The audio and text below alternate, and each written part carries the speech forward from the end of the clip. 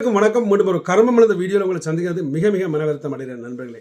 ஆம், இது ஒரு உண்மை சம்பவம். அதாவது இந்த கதை நிச்சயமாக உங்களுக்கு சொன்னா ஆறாருக்கெல்லாம் பிரயோசனப்படும் என்று பார்த்தமா இருந்தால் German, Swiss, France, Denmark, Holland, இந்த இங்கிலாந்துக்கு பக்கத்தில் உள்ள ஆட்களுக்கு இது நிச்சயமாக பிரயோஜனப்படும். அது மெயினாக நீங்கள் இங்கிலாந்தில் சிநேதம் வச்சிருந்தீங்களா என்றால் உங்களுக்கு நிச்சயமாக இது பிரயோஜனப்படும். ஆம் நண்பர்களே, அதாவது ஒரு சின்ன ஒரு தெளிவுபடுத்தத்தான் ஏன்டா எனக்கு ஒரு ஆள் சொன்னதை உங்களுக்கு அப்படியே சொல்கிறேன். அதனால் நான் ஒருவருடைய கோபம் இல்லை. நீங்கள் எல்லாரும் என்ற சொந்தங்கள் தமிழர்கள்.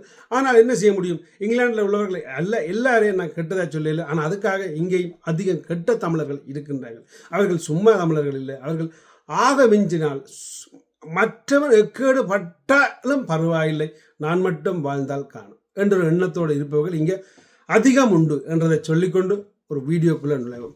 ஆம், எனக்கு ஜெர்மனிலேருந்து ஒரு ஆள் சொன்னார். அதாவது என்னட்டு எனக்கு தெரிஞ்ச ஒரு நண்பர் ஊடாக ஒரு ஆள் லைசன்ஸ் கேட்டார். அப்போ நான் கொடுத்தேன். இப்படி பிரச்சனை, கமரா அடிச்சிட்டுது, உங்களுடைய காட்டினா அவங்கள்ட்ட அதை பற்றி அக்கறைப்படாமல் விட்டுருவாங்கன்னு ஒருக்கா ஹெல்ப் பண்ணினேன். சரி, ஒருக்கா தான் போச்சுன்னு பார்த்தா அவர்கள் திருப்பி தன் மனைவியின் லைசன்ஸையும் கேட்டார்கள். அதையும் கொடுத்தேன். சரி, அதுக்கு பிறகு திருப்பி என்றையும் கேட்டாங்க. அப்படி மாறி மாறி கிட்டத்தட்ட அதாவது மூஞ்சை கஞ்சி ஏதோ ஒன்று செய்த மாதிரி அவர்கள் கேட்க தானம் மறுக்க இல்லாமல் போச்சு. ஏன்னா அப்படி ஒரு சூழ்நிலை அல்லாட்டி சிநேத சூழ்நிலை ஏதோ உண்டு என்றதுக்காக. அப்போ இதுக்கு என்ன செய்யலாம் என்று என்னை அடித்து கேட்டாங்க. நான் அவர்களுக்கு தெளிவாக சொன்னேன்.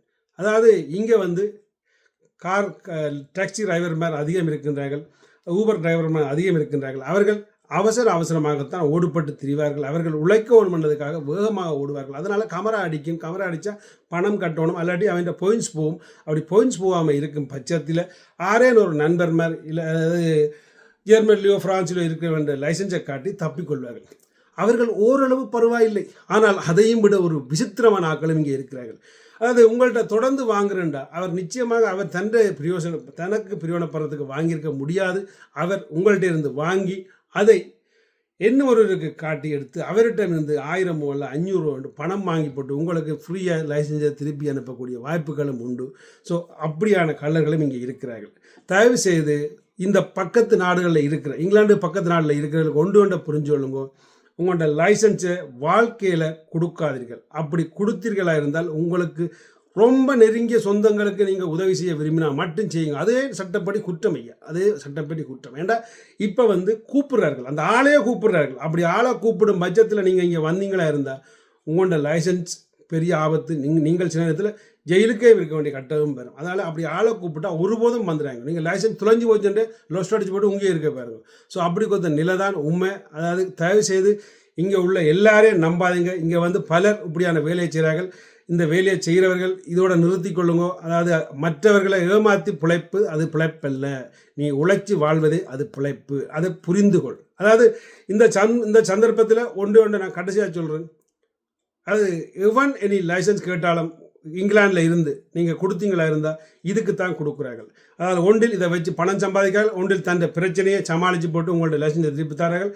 அப்படியான பெரிய பெரிய பிரச்சனைகளை இங்கே சமாளிச்சுட்டு தாரார்கள் என்றதால் அதாவது எனக்கு தெரிஞ்ச அளவில் நான் உங்களுக்கு சொல்லியிருக்கிறேன். ஸோ அப்படி என்ன கூட உங்களுக்கு பார்க்குறவங்களுக்கு கூட விவரம் தெரிஞ்சால் இந்த லைசன்ஸை வச்சு என்ன செய்கிறார்கள். ஏன்னா எனக்கு அடித்து சொன்னவர் கிட்டத்தட்ட 4-5 இடம் கொடுத்துட்டார். ஸோ அதுக்கு பிறகு நான் அவருக்கு இந்த ஐடியா கொடுத்தா இனி அவர் கொடுக்க மாட்டேன்னு சொல்லிட்டார். ஸோ உங்களுக்கு எனக்கு கூட ஐடியா தெரிஞ்சால் கீழே கருத்தில் எழுதுங்க எதற்காக இந்த லைசன்ஸை வாங்குறாங்கன்றதை. நன்றி, வணக்கம்.